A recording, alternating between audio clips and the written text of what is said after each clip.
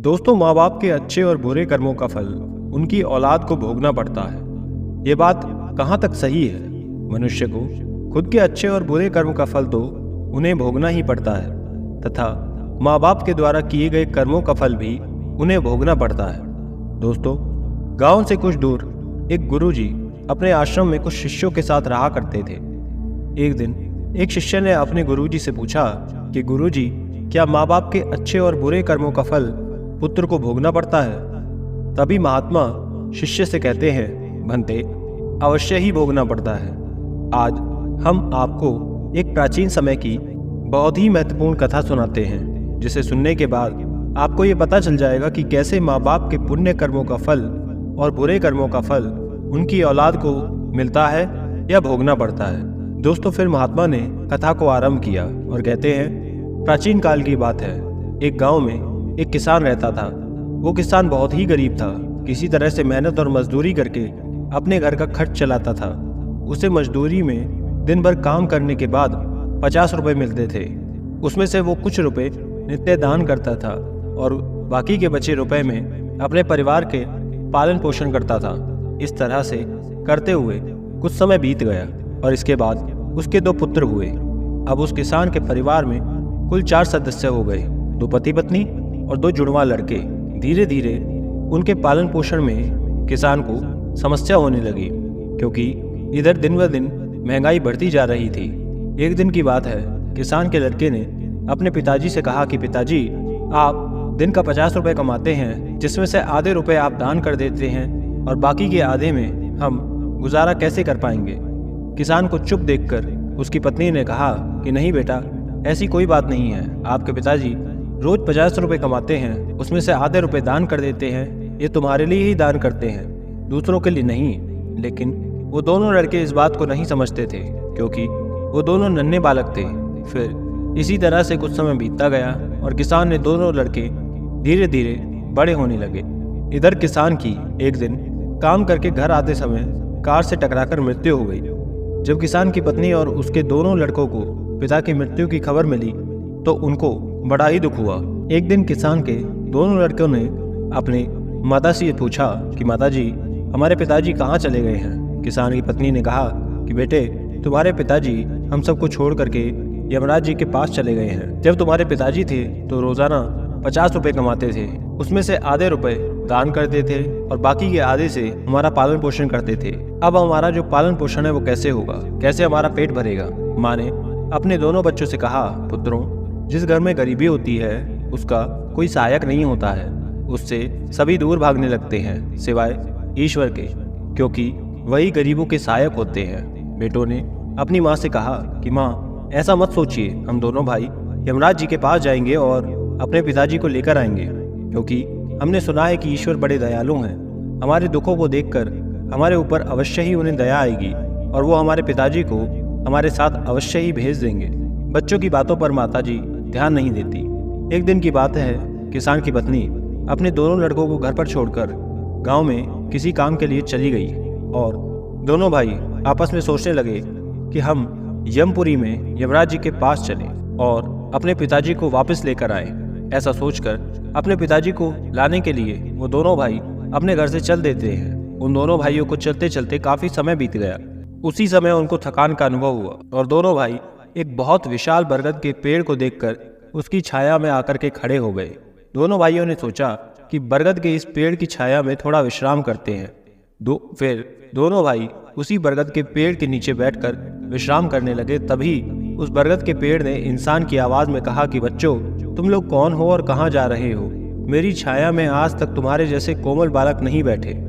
फिर उन दोनों बच्चों ने कहा कि हम किसान के बेटे हैं और अपने पिताजी को लाने के लिए यमपुरी में यमराज जी के पास जा रहे हैं।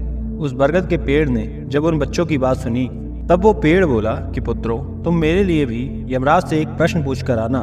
वो कहने लगा कि मैं कई वर्षों से यहाँ पर लगा हुआ हूँ, लेकिन मेरा एक भी पत्ता जमीन पर नीचे नहीं गिरता और ना ही मेरी डालियाँ कभी सूखती हैं। मैं कितने वर्षों तक और यहाँ पर खड़ा रहूँगा? मैंने अपने पूर्व जन्म में ऐसा कौन सा पाप किया है जिस कारण से मुझे इस अवतार से मुक्ति नहीं मिल पा रही? इसका कौन सा कारण है? तब उन दोनों लड़कों ने कहा कि ठीक है, हम यमराज जी से आपका ये प्रश्न भी पूछ करके आएंगे। फिर इतना कहकर वो दोनों बालक वहां से चले जाते हैं और चलते चलते रास्ते में उन्हें एक बहुत ही भयानक बड़ा सा भालू मिल गया। उस भालू को देखकर वो दोनों भाई डर के मारे कांपने लगे और खड़े हो गए। वहां से वो दोनों भाई भागने ही वाले थे, तभी भालू मनुष्य की आवाज में बोलने लगा, बच्चों तुम मुझसे डरो मत, मुझे इतना बताओ कि तुम कौन हो और कहाँ जा रहे हो। वो दोनों बच्चे उस भालू के पास गए और हाथ जोड़कर कहने लगे, हे भालू देवता, हम दोनों किसान के पुत्र हैं और हम दोनों जुड़वा भाई हैं। हम दोनों यमपुरी के यमराज के पास अपने पिताजी को लेने के लिए जा रहे हैं। उस भालू ने कहा कि बच्चों तुम यमराज जी से मेरा एक प्रश्न भी पूछ करके आना। मैं कई वर्षों से यहाँ पर इस जंगल में पड़ा हुआ हूँ, मुझसे अब चला भी नहीं जाता। मेरे शरीर में इतनी जान नहीं है कि मैं थोड़ा सा भी चल फिर सकूं। अपने पूर्व जन्म में ऐसा कौन सा पाप मैंने किया है जिस कारण से मुझे इस अवतार से मुक्ति नहीं मिल पा रही? इसका कौन सा कारण है? तब उन लड़कों ने कहा, ठीक है, हम यमराज जी से आपका प्रश्न भी पूछ करके जरूर आएंगे। इतना कहकर वो दोनों लड़के आगे चलने लगे। फिर चलते चलते रास्ते में उन्हें एक सेठ जी मिले।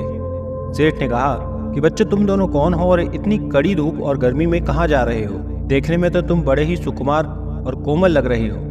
उन लड़कों ने कहा कि सेठ जी, हम दोनों किसान के बेटे हैं और हम दोनों सगे जुड़वा भाई हैं। हम दोनों यमपुरी के यमराज के पास अपने पिताजी को लेने के लिए जा रहे हैं। उस सेठ ने कहा कि तुम यमराज जी से मेरा एक प्रश्न पूछ करके आना। फिर वो सेठ कहता है, पुत्रों, मैं चलते हुए राहगीरों की प्यास बुझाने के लिए कई सालों से यहाँ पर एक कुआं खुदवा रहा हूँ, लेकिन इसमें पानी अभी तक नहीं निकला है।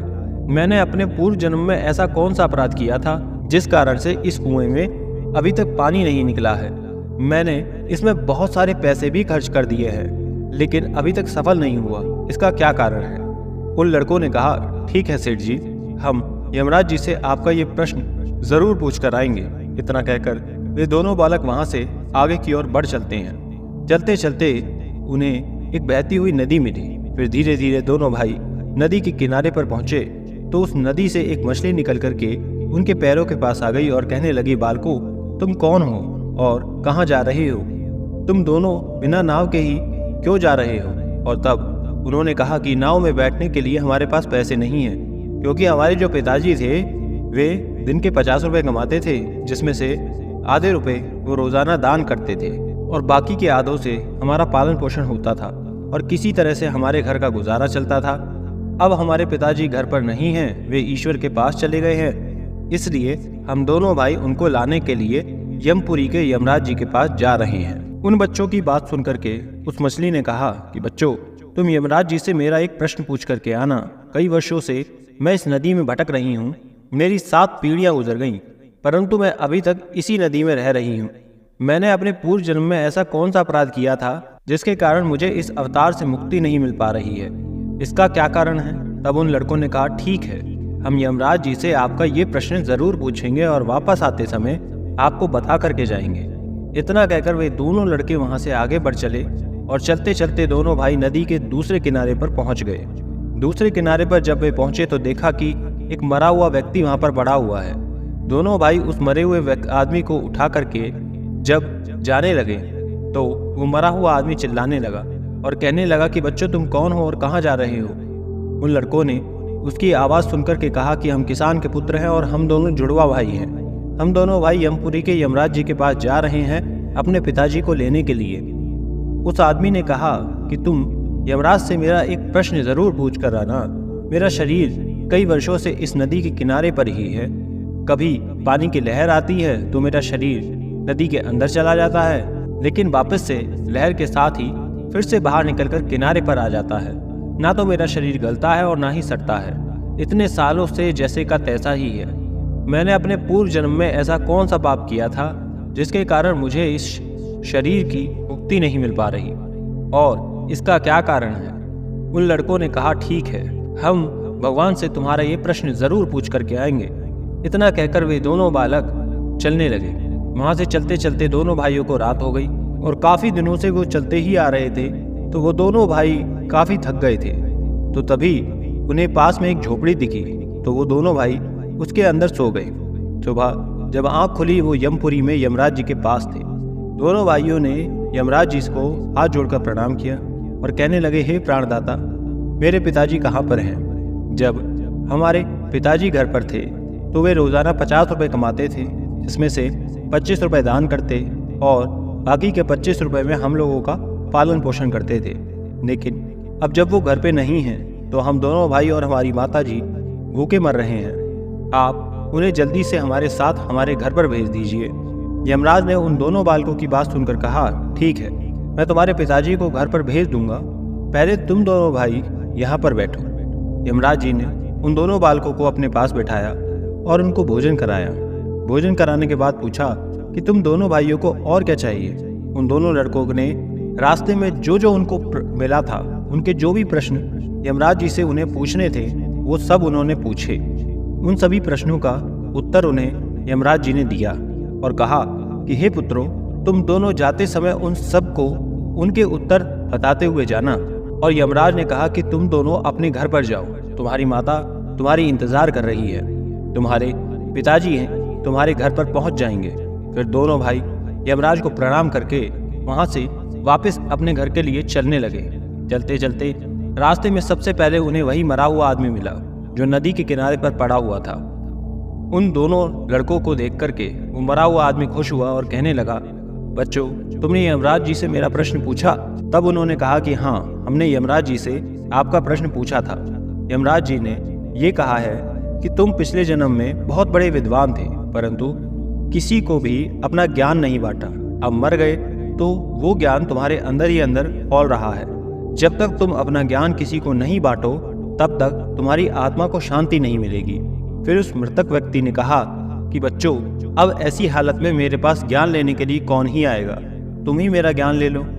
फिर उस मृतक आदमी ने दोनों भाइयों को जितना भी उसके पास ज्ञान था, उस सारा ज्ञान उन दोनों बालकों को दे दिया और ज्ञान देने के बाद तुरंत ही उसकी आत्मा को मोक्ष की प्राप्ति हो गई। फिर दोनों भाई वहां से आगे बढ़ चले और वहीं पर मछली रानी मिली और मछली ने कहा कि बच्चों, क्या तुमने ईश्वर से मेरा प्रश्न पूछा था? उन दोनों बालकों ने कहा कि हाँ, हमने ईश्वर से आपका प्रश्न जरूर पूछा था। उन्होंने कहा है कि तुम्हारे अंदर अमृत है, जब तक तुम उस अमृत को किसी को नहीं दोगी तब तक तुम ऐसे ही व्याकुल रहोगी। फिर मछली ने कहा कि बच्चों, अब कौन मिलेगा मुझे, तुम ही मेरा अमृत ले लो। फिर मछली ने अपना अमृत दोनों बच्चों को दे दिया और अमृत देते ही उस मछली की आत्मा को मोक्ष की प्राप्ति हो गई। इसी तरह से दोनों भाई वहां से आगे बढ़े तो चलते चलते रास्ते में वही सेठ मिला जो राहगीरों के लिए कुआं खुदवा रहा था। उस सेठ ने जैसे ही दोनों लड़कों को देखा तो बड़े ही प्रेम से हाथ जोड़कर कहने लगा कि बेटा, तुम दोनों लोगों ने ईश्वर से मेरा प्रश्न पूछा था? उन्होंने कहा कि हाँ, पूछा था। ईश्वर ने कहा कि आपके घर में 2 जवान कन्याएं कुंवारी बैठी हुई हैं, जब तक आप उन दोनों का विवाह नहीं करेंगे और कन्यादान नहीं करेंगे तब तक इस कुएं में से पानी नहीं निकलेगा। पहले जो आपका कर्म है उसे पूरा करिए, जो ईश्वर ने आपको दायित्व सौंपा है पहले वो करिए। आप कन्यादान करिए, उसके बाद उस कुएं को खुदवाइए। फिर उस सेठ ने कहा कि मैं अपनी कन्याओं के लिए लड़का कहाँ ढूंढने जाऊंगा, तुम दोनों मुझे बहुत ही सीधे स्वभाव के दिख रहे हो, योग्य दिख रहे हो, सुंदर भी हो और देखने में एक जैसे भी दिख रहे हो। अब तुम दोनों जवान भी हो गए हो और विवाह के योग्य भी हो, तो बेटा तुम दोनों ही मेरी लड़कियों से विवाह कर लो। फिर उस सेठ ने अपनी दोनों लड़कियों का विवाह उन दोनों लड़कों के साथ करवा दिया। फिर सेठ ने अपनी दोनों बेटियों को बहुत सारा धन देकर विदा कर दिया। अब दोनों भाइयों को आगे चलते चलते रास्ते में वही भालू मिला। उस भालू ने कहा कि बच्चों, क्या तुमने ईश्वर से मेरा प्रश्न किया था? तब उन्होंने कहा, हाँ, पूछा था।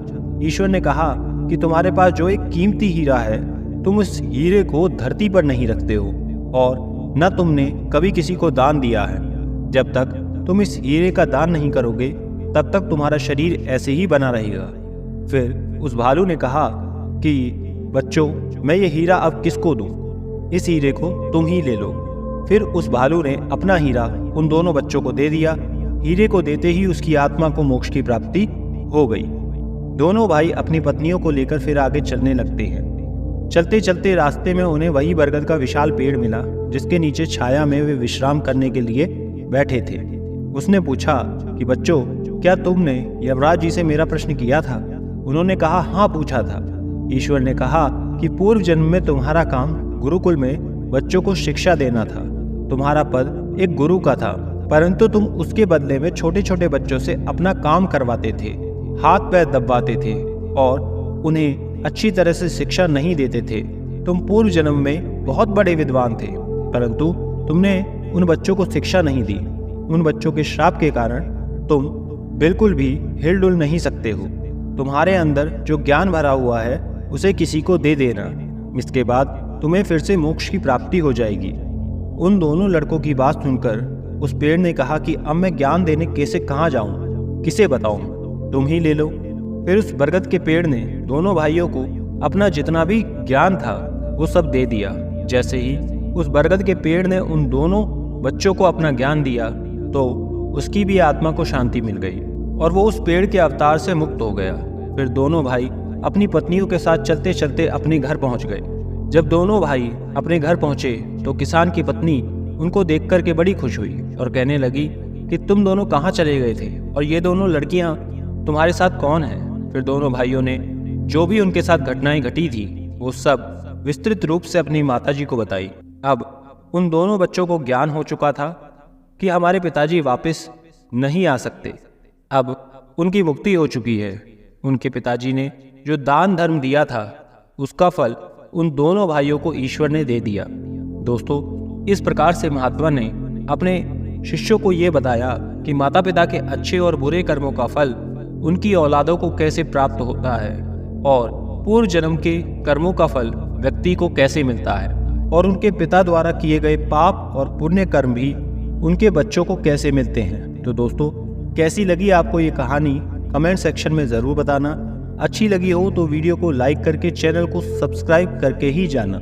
तो चलिए मिलते हैं ऐसी ही एक नई कहानी के साथ एक नई वीडियो में। तब तक के लिए ख्याल रखें। धन्यवाद। नमो बुद्धाय।